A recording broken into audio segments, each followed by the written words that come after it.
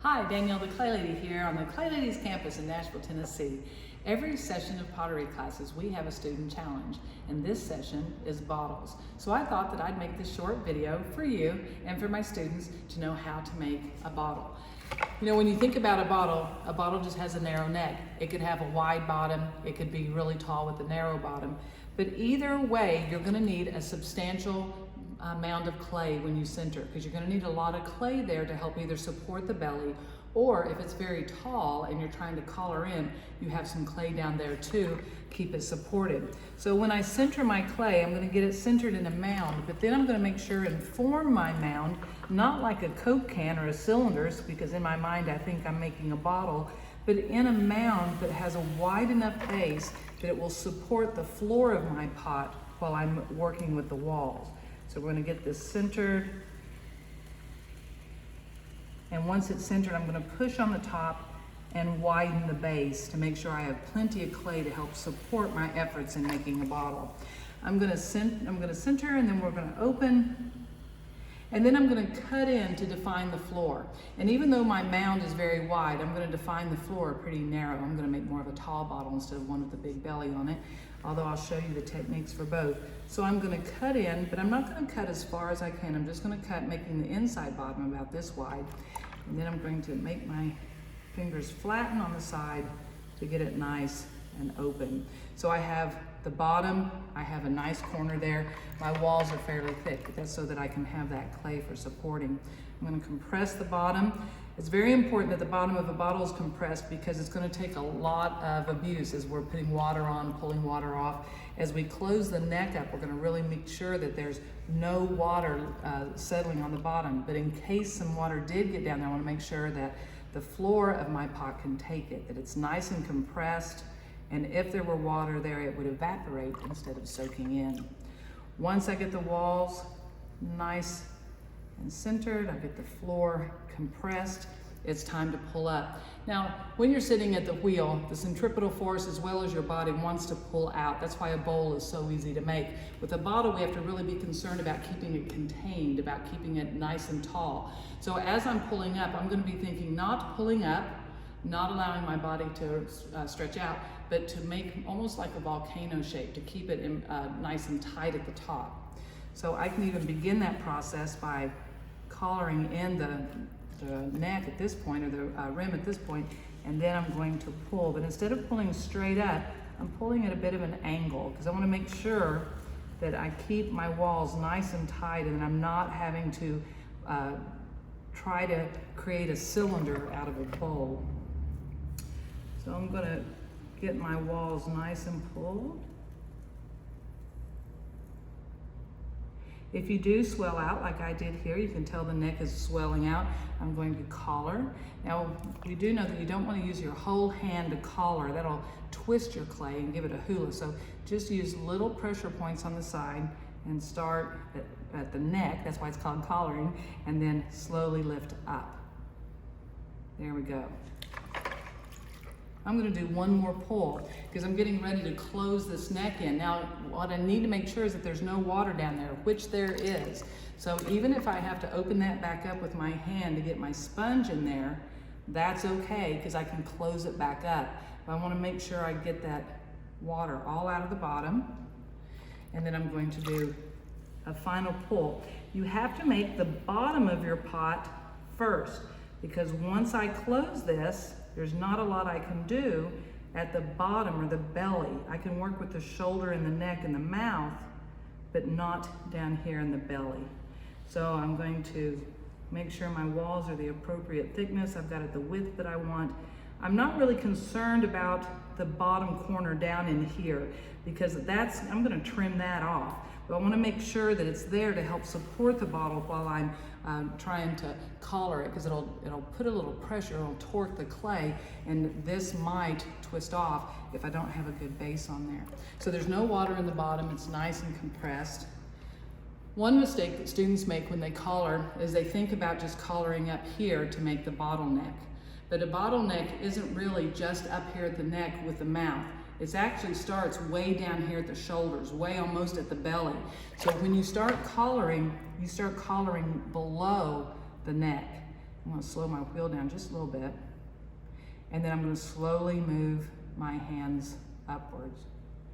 Every time you collar, the walls get thicker because you're gathering those little clay platelets back together. So after every collar, I can do a little pull. I just have a fingertip on the inside and a fingertip on the outside.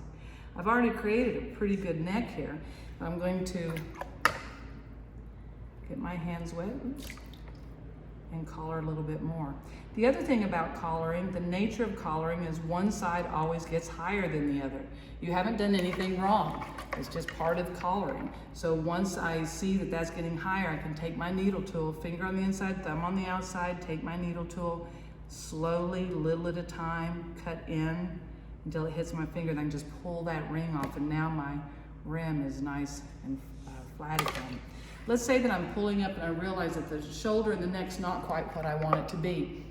You can use your knife tool. The back end of it is like a thumb. And so you wanna make sure this is wet, not drippy wet where it's gonna fall into the bottom of your bottle, but wet enough that it'll slip across the surface. And then I can use it like an inside hand or like a finger, and I can create that. Even if I wanted to decide, oh, maybe I do want this to have a little bit of a belly, I can use that tool. Or if I wanted to make sure that it had a really kind of strong shoulder, I can use that tool to help shape it. So I'm going to collar this in, starting lower than the neck, collaring in. Every time I collar, it gets a little bit thicker. So I'm going to do with my fingers a little pull, my outside fingers a little bit lower than my inside finger. The other thing we have to watch is I can't get all the weight here. See this shoulder? And I've pulled it in to where all the weight is in the middle of the pot. When you think about the form of a pot, it needs to be the arches of a bridge, and I'm really stressing this corner here. So what I want to do is take this tool and lift the shoulder just a little bit. There we go, and that creates some more strength to it. If I want this to be more distinct, I can do that in trimming, or I can do that with a rib. But you don't want to just go straight in because it will fall right into the middle of your pot. And I can collar again. And then do a little finger pull. Maybe flare this out some if I want to put a cork or a handle on it. Again, I'm worried about that shoulder just some.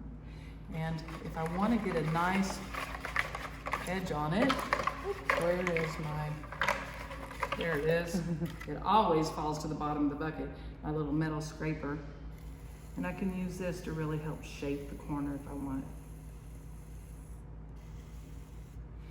Again, I'm worried about the way that this is going straight in, so I'm going to lift this up just a little bit with that tool. Here we go. Now, if I wanted that neck to be longer and taller, I would again collar from down here, and I could collar inwards and up, using the tool at any time. Now I've got a pretty good bottle shape here, but I have a lot of clay at the bottom. Instead of waiting until your pot is leather hard and then how do you trim it on this little bitty neck, you can take a lot of that off right now. Again, I'm going to use this wooden knife tool instead of the part that I've been using on the inside. I'm going to use this part, hold it like a pencil, and I'm going to think about the shape of my pot. I remember my inside bottom, and now I have to compare that to the outside. I'm going to follow the shape of my pot, of my bottle, and I'm going to create a channel. And I'm going to start at the belly and then go down to the back. Pull that tool out, get your needle tool, run underneath that. This clay can just be wedged back up for your next bottle.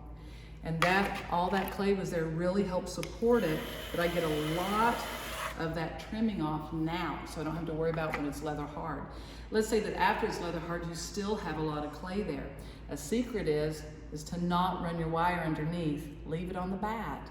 And then instead of inverting it to trim, when this is leather hard, you can actually take your trim tool and you can trim it at the bottom. I learned that trick from Cynthia Bringle, where you just keep the bottle standing straight up and you can trim. Or you can do a chuck, and it looks like the 3 Mile Island shape like this, and so you can turn the bottle upside down into that and trim on the bottom, and you can make that just out of fresh clay.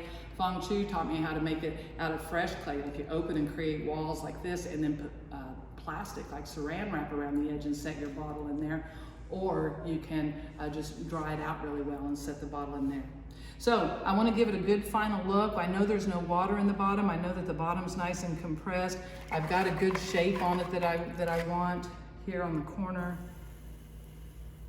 I can clean this up down here a little bit. I can decide whether I want to run the wire underneath it and trim it upside down, or if I want to let it dry to leather hard and then trim a little bit more right side up. I could put a cork in it. When it's leather hard, I could put a handle on it, and you could truly have a bottle that you could use. And I actually have one that I will put cold water in and leave it in the fridge and then pour it out of that cold clay from the refrigerator, cold ice water. If you're one of my students, I hope this video helps you so that you can win the challenge. I don't know what it is. I have 7 classes and somehow my Wednesday students, we always come in second. So watch the video, make your bottle, and let's win the challenge.